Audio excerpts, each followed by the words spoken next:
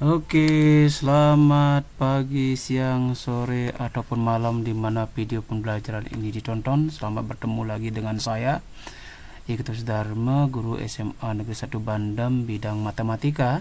Kali ini kita bertemu dalam materi kurikulum merdeka di fase F tentang matrik di matematika umum, bukan matematika lanjut ya.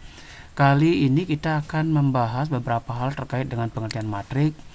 Di antaranya adalah tentang pengertian matrik itu sendiri. Apa itu matriks? Kemudian yang kedua yang kita bahas adalah jenis matrik. Apa matrik apa saja jenisnya? Bisa dilihat dari ordonya atau mungkin dari keanggotaannya. Untuk lebih jelasnya, mari kita coba simak satu persatu. Yang pertama adalah kita akan melihat dari pengertian matrik. Tolong dicermati pengertian matrik di samping ini. Matrik adalah suatu susunan bilangan real atau bisa juga bilangan kompleks. Namun dalam hal ini kita kebanyakan bilangan real yang kita bahas karena bilangan kompleks belum pernah kita bahas. Atau istilahnya elemen-elemen atau anggota-anggota yang disusun dalam bentuk baris dan kolom. Sekali lagi, elemen-elemen atau anggota yang bilangan real itu disusun dalam bentuk baris dan kolom sehingga membentuklah jajaran persegi panjang atau mungkin persegi. Oke. Nah, cara memberi nama suatu matrik itu ada caranya. Yang pertama adalah suatu matrik diberi nama dengan menggunakan huruf kapital. Misalnya A, B, C dan seterusnya. Nah, saya contohkan seperti ini. Ini adalah nama matrik dengan huruf kapital.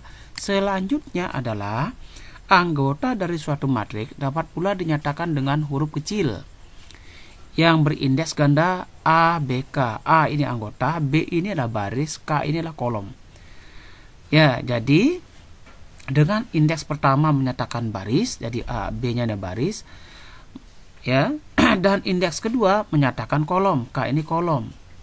Ya, di mana anggota itu terletak. Nah, sebagai contohnya adalah kalau kita lihat di sini ada yang namanya A12 ini.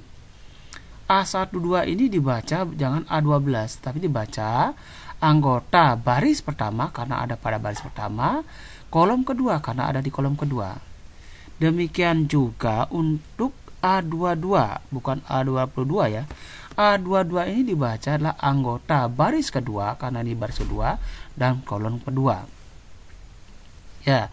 Nah, barisnya matrik ini juga bisa dinyatakan seperti ini. Oke, lanjut. Selanjutnya adalah cara menyatakan matrik tadi Anda sudah lihat dapat dinyatakan dengan kurung kecil atau kurung siku atau dengan garis tegak double. Nah, saya contohkan seperti ini. Nah, tadi itu kita gunakan kurung siku ini. Ya, saya ambil gambar yang tadi. Nah, terkait dengan matrik ini ada yang kita namakan ordo matrik. Ya, ordo matrik itu atau ukuran matrik itu adalah ya suatu matrik yang ditentukan oleh banyaknya baris dan kolom yang dimiliki. Jadi ordo itu adalah baris kali kolom. Berapa baris kali berapa kolom. Nah, terkait dengan ini coba Anda lihat di sini ya. Ya. Coba ini lihat matrik ini. Nah, di mana matrik ini terdiri dari dua baris. Ini yang pertama dan ini dua kolom. Ya, jadi ordonya adalah 2 kali 2. 2 baris dan 2 kolom. Ini ordo. Oke, sudah jelas ya. Nah, lanjut kita kepada pembahasan yang kedua di hari ini adalah jenis matrik. Tentang jenis matrik itu kita akan tinjau dari dua sisi. Yang pertama dari ordonya. Bisa dilihat dari ordonya.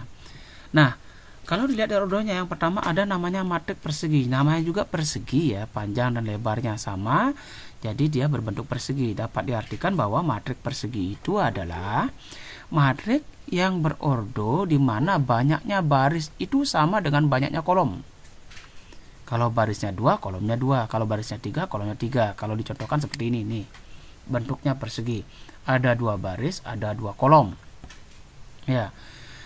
Kemudian matrik yang kedua ada namanya matrik baris. Nah, matrik baris itulah matrik yang berordo atau hanya memiliki satu baris.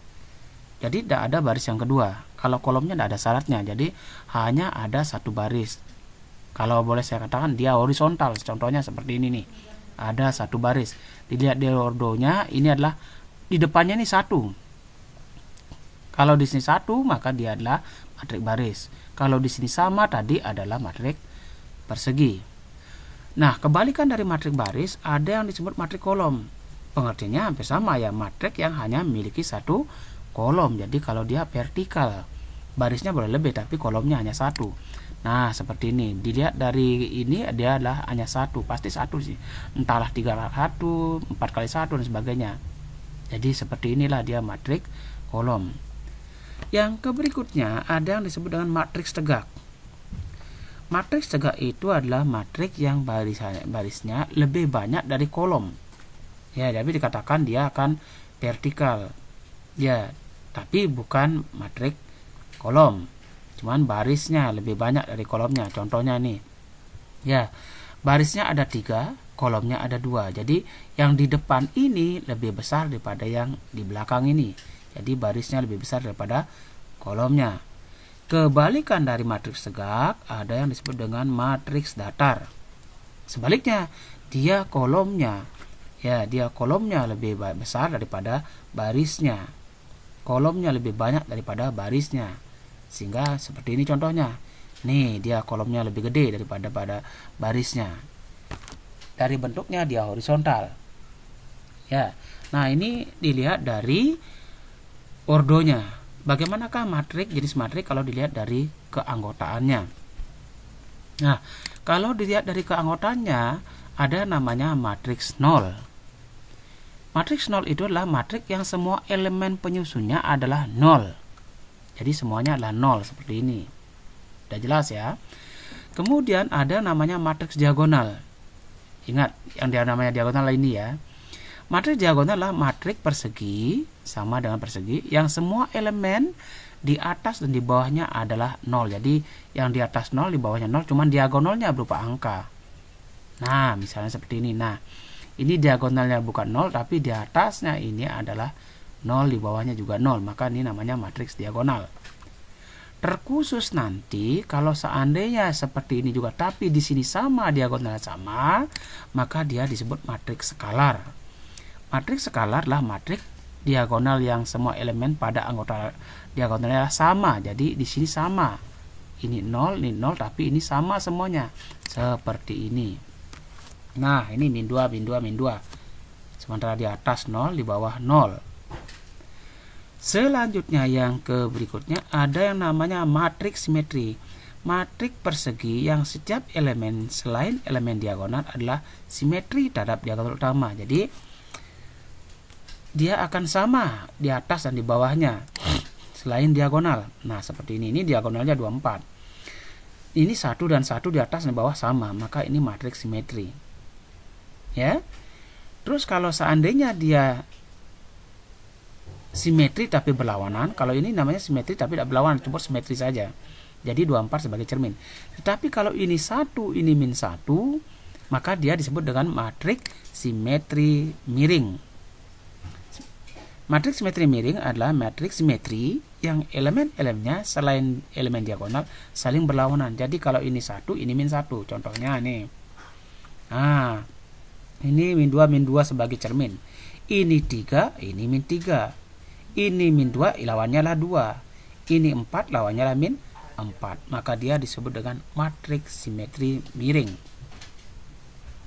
Lanjut pada jenis berikutnya, yang keenam adalah ada yang disebut dengan matriks identitas. Matriks identitas adalah matriks diagonal yang semua elemen pada diagonal utamanya adalah 1. Tetapi di luar diagonal dia adalah 0.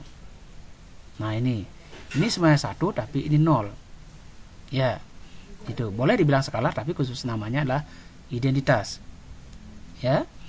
Nah, kemudian selain matriks identitas ada lagi matriks segitiga atas.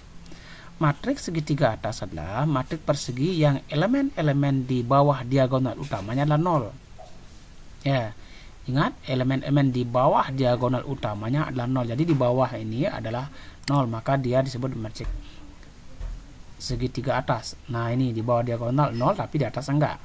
Maka ini namanya adalah matriks segitiga atas. Sebaliknya apabila nolnya ada di atas, ya, nolnya di atas, yang di bawah ini angka, maka disebut dengan matriks segitiga bawah. Jadi matriks persegitiga bawah adalah matriks persegi yang elemen-elemen di atas diagonal utamanya adalah 0 seperti ini. Ya, gitu. Dan yang terakhir ada matriks transpos. Mohon dipahami dengan baik karena ini ada sedikit pemahaman.